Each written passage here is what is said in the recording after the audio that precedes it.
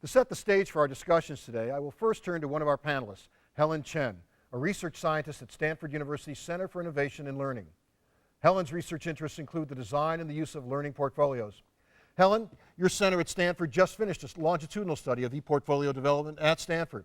What are the core components of e-portfolios, and what did you learn from the longitudinal study of the e-portfolio experience at Stanford?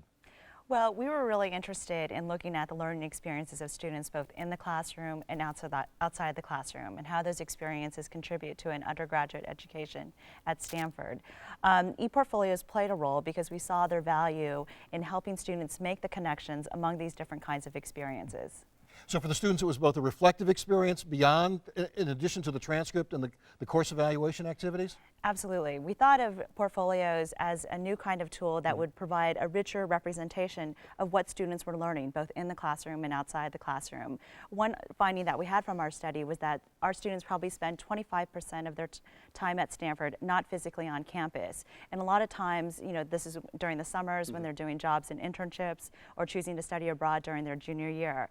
These off-campus experiences have a huge impact on their on-campus decisions, what they want to major in, what kind of career they want to pursue after graduation. Yet the experiences aren't really captured or can be easily shared on their academic transcript or just briefly mentioned in their resume. So we see the e-portfolio as a possible tool to help students be able to more easily share these experiences. So if I'm a Stanford student, my e-portfolio supplements the materials that I might send it to you as a prospective employer. That's right.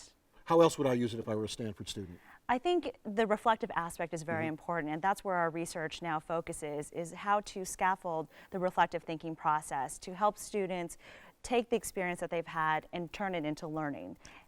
Is there a privacy factor in that? I mean, if I'm writing a journal as a Stanford student that becomes part of my portfolio, what happens as I post that onto the web? Do you see it as a faculty member? Does my advisor see it?